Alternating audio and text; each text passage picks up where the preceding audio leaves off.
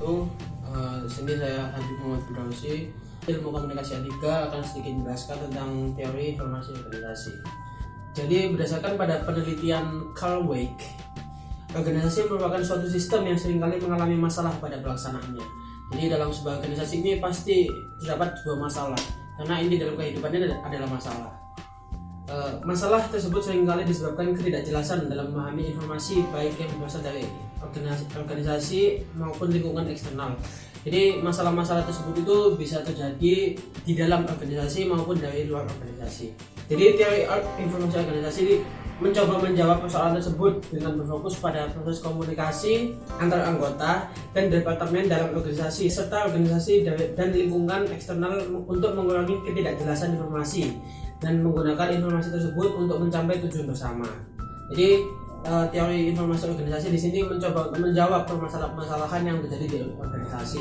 Dalam teori informasi organisasi juga termasuk teori sistem umum. Teori sistem umum adalah menurut ahli biologi Ludwig von Bertalanffy pada 1945 ia memperkenalkan model prinsip dan hukum yang berlaku bagi sistem umum atau subclass mereka. Terdapat jenis khusus mereka, sifat dan unsur komponen mereka.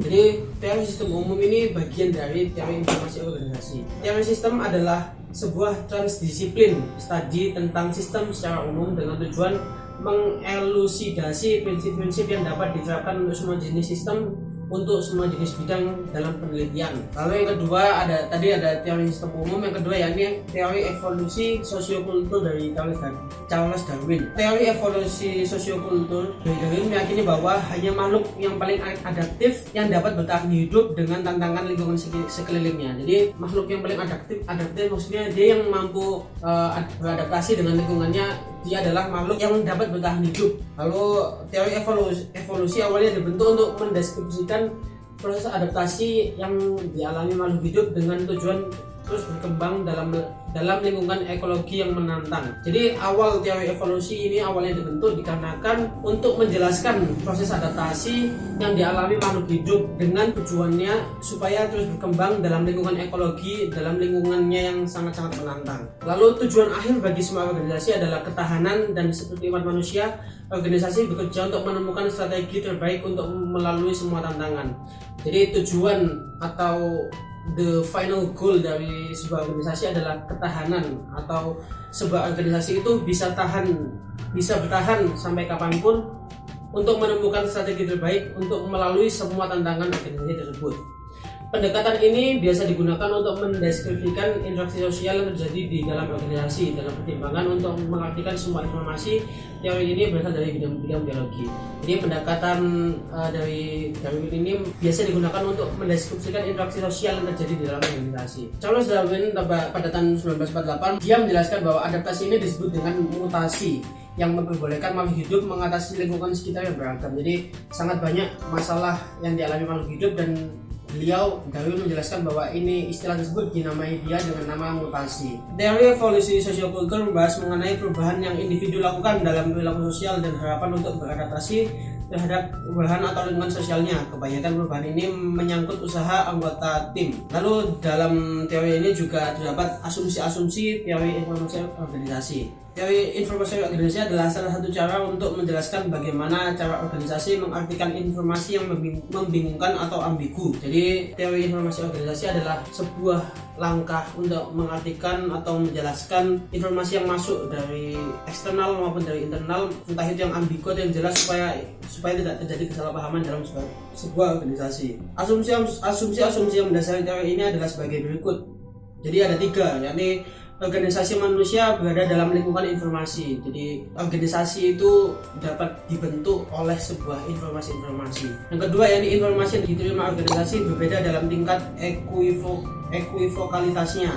Lalu yang ketiga, organisasi manusia terlibat dalam proses informasi untuk mengurangi ekuivokalitasnya informasi. Asumsi yang pertama menyatakan bahwa organisasi bergantung pada informasi dengan tujuan untuk berfungsi secara efektif dan meraih tujuannya. Jadi asumsi pertama yakni informasi ini digunakan supaya organisasi ini dapat berjalan dengan mulus sehingga dapat mencapai tujuannya. Lalu asumsi yang kedua menyatakan bahwa pesan memiliki tingkatan yang berbeda dalam hal kejelasannya untuk dipahami. Sebuah organisasi perlu menentukan anggota yang paling berwawasan atau berpengalaman dalam menangani informasi tertentu yang diraih. Jadi maksud dari asumsi kedua yakni sebuah pesan itu memiliki tingkatan. Misalnya tingkatan tidak jelas, lumayan jelas, atau jelas. Dan untuk mendapatkan atau untuk menyampaikan sebuah informasi dalam sebuah organisasi itu wajiblah hukumnya untuk mempunyai seseorang yang memiliki wawasan yang luas sehingga dia dapat menyampaikan informasi tersebut sehingga tidak terjadi ambigu dalam organisasi tersebut. Lalu asumsi yang ketiga menyatakan bahwa organisasi terlibat dalam aktivitas bersama untuk membuat informasi yang diterima dapat lebih dipahami. Jadi asumsi ketiga ini menjelaskan bahwa jadi sebuah organisasi ini bisa juga untuk membuat sebuah informasi di mana yang di dalamnya itu dia mendiskusikan supaya informasi tersebut dapat dipahami oleh organisasi lainnya atau makhluk lainnya, gitu mudahnya. Lalu ada juga konsep-konsep penting dalam mengkonsepsi informasi. Ada 3 konsep penting. Yang pertama yaitu lingkungan informasi, yang kedua yakni peraturan, dan yang ketiga ini siklus. Yang pertama yakni lingkungan informasi, total keseluruhan. Organisasi mendapatkan banyak informasi dari berbagai sumber sehingga harus menafsirkan dan mengkoordinasi informasi-informasi tersebut agar bermanfaat bagi tujuan organisasi. Jadi sebuah organisasi ini pasti memiliki banyak sekali informasi, entah itu yang hoax atau yang jelas atau tidak jelas, dan itu harus disaring supaya info mana yang mau dia ambil sehingga dapat bermanfaat bagi organisasi tersebut. Organisasi terbentuk dan dapat bertahan karena informasi yang penting untuk pembentukan dan keberlanjutan yang penting bagi keberadaan mereka. Jadi sebuah organisasi juga dapat terbentuk atau dapat semakin kuat apabila informasi yang dia ambil itu sefrekuensi dengan tujuan mereka. Jadi organisasi juga bisa dapat hancur itu apabila info yang dia ambil itu tidak sefrekuensi dengan tujuan mereka. Peraturan pedoman untuk menganalisis. Organisasi harus menetapkan aturan-aturan untuk mengurangi ketidakjelasan informasi dan menentukan tanggapan yang tepat terhadap informasi tersebut. Aturan-aturan yang dibuat mencakup durasi. Pengaturan organisasi menyatakan bahwa keputusan mengenai ekuivokalitas harus dilakukan dengan batasan jangka waktu. Yang kedua yakni personel.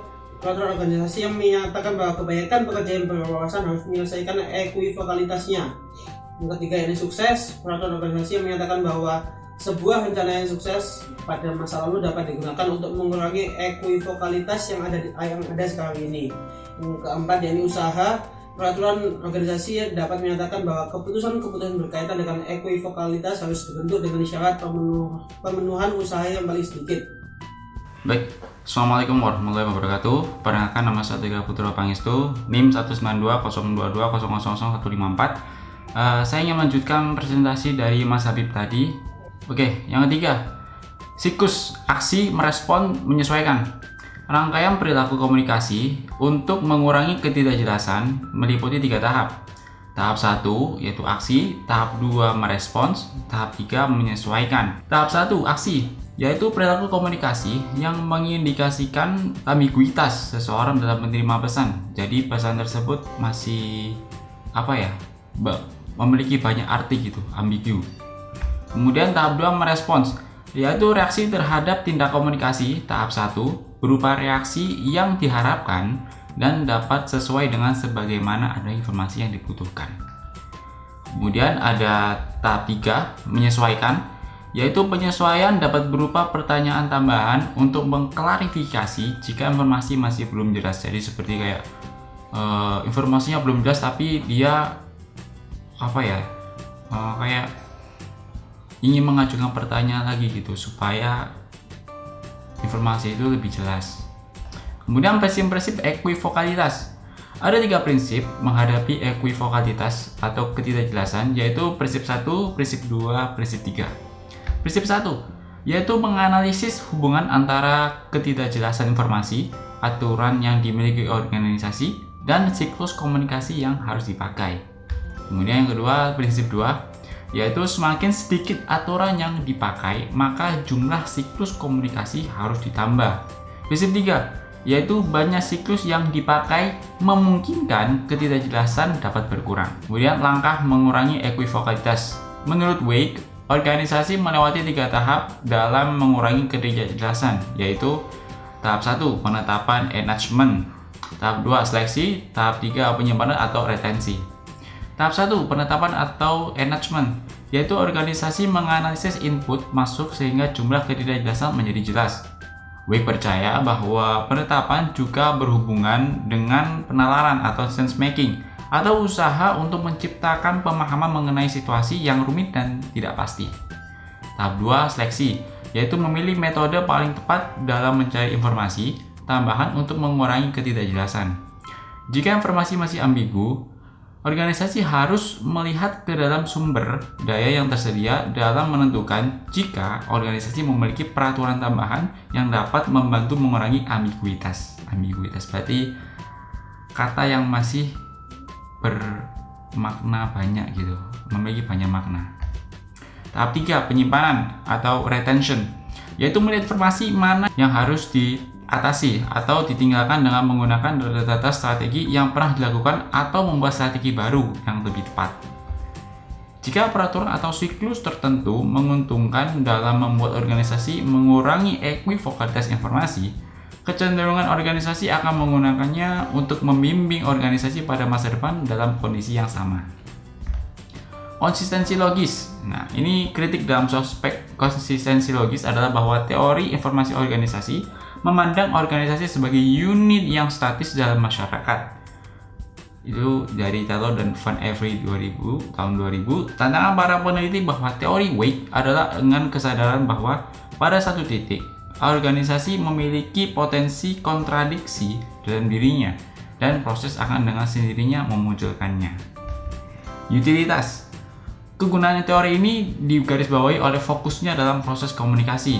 Teori komunikasi organisasi memusatkan perhatian pada proses komunikasi daripada peranan komunikasi itu sendiri.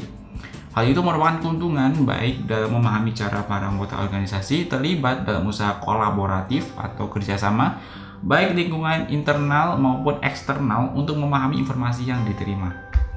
Heurism. Teori informasi organisasi bersifat heuristik dan memicu diskusi akademis.